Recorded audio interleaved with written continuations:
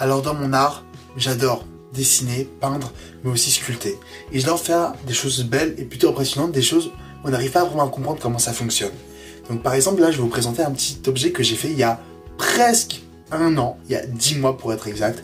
Et il faudrait vraiment que j'en parle parce que c'est quelque chose qui est vraiment très intriguant. Regardez ça. Donc là, est-ce que vous voyez à peu près ce que c'est? C'est un peu étrange, c'est fascinant. On va zoomer un petit peu avec la caméra.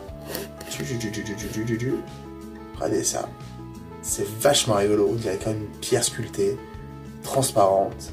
Et derrière, on voit comme ça la trace de la sculpture. C'est super joli. C'est fait avec de la résine. Je trouve ça vachement beau. Mais comment j'ai fait ça? Donc là, ce petit personnage, c'est ce qu'on appelle un Kohen Gadol, un grand prêtre en bon français. Les Kohen Gadol, donc de la famille des Kohen, étaient des gens extrêmement saints, dont tout le travail était de travailler sur leur propre sainteté, d'être toujours, comme on dit en hébreu, tahor, parce que leur travail, c'était directement au temple au Beth Amikdash, au temple juif, à l'époque où les juifs, on avait un temple, on a eu un premier, un deuxième, et à l'époque du Mashiach, Bezrat Hashem, très très bientôt, on a un troisième temple. Alors, là, donc, ce personnage assez saint, assez particulier, assez même mystérieux, mystique, parce qu'il a un travail dans l'endroit le plus beau, le plus espéré de tout Jésus, qui s'appelle le Beth Amikdash.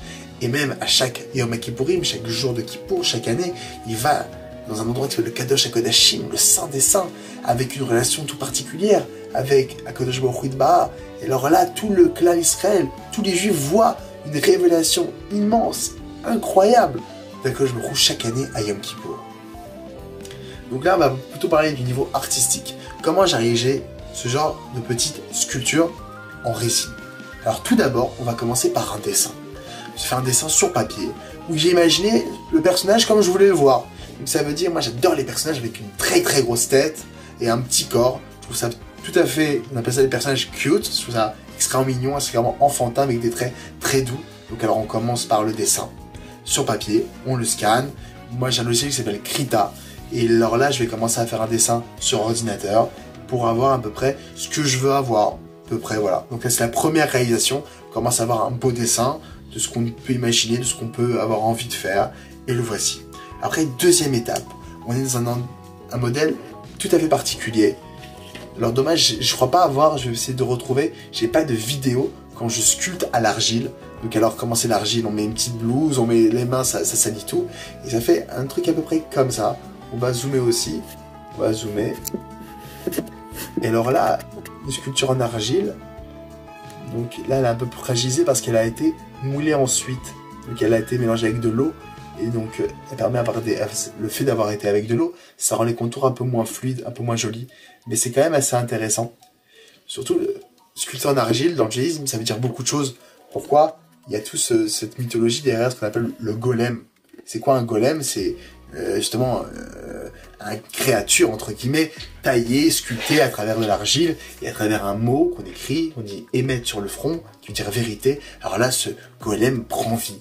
Et en enlevant le Aleph, la première lettre, ça donne le mot Met, qui veut dire mort, et il arrête de prendre vie. Il y a plusieurs histoires, légendes, contes, où des golems ont été créés par des rabbins pour protéger des villages entiers. Et il y a même un midrash dans la littérature rabbinique, dans Bereshit, le premier livre de la Bible, où Adam Arishon, le premier des hommes, le premier homme créé, Adam, a demandé à Dieu, pourquoi m'as-tu fait comme un golem? Ça veut dire oui. Adam, premier homme, a été fait avec de la glaise, puis taillé, et après, il a été insufflé un souffle de vie, la part roi Chaim, dans ses narines, qui l'a fait vivre. Mais avant, c'était une sorte de petite sculpture qui n'avait pas vraiment vie. Donc là, on est des artistes, on ne se présente pas comme étant le créateur. Donc là, c'est tout simplement ça. Puis après, là, j'ai des vidéos où j'ai fait couler ce qu'on appelle de l'alginate. J'ai l'alginate, je suis pas très loin, je vais te le montrer après. Et l'alginate est ensuite coulé, ça va sécher, et ça va faire un moule. Donc j'ai fait ce moule autour de ce petit personnage en argile, j'ai attendu que ça sèche, je l'ai enlevé, et là après j'ai été chercher ma résine. Et avec la résine, j'ai pu couler, attendre 24 heures, et quand on démoule, on retrouve donc ce petit personnage là, très beau, très magnifique. Donc voilà, ça c'était le premier personnage que j'ai fait en résine, j'en ai fait d'autres, et bien après là j'ai des imprimantes 3D, on peut voir qu'on peut aller encore un peu plus loin, mais ça sera pour une prochaine vidéo. Merci beaucoup de m'avoir écouté, et j'espère abonnez-vous. À plus pour de nouvelles vidéos, de nouvelles idées, de nouveaux moyens de faire de l'art, le plus vaste qu'il soit. Et merci beaucoup. Au revoir.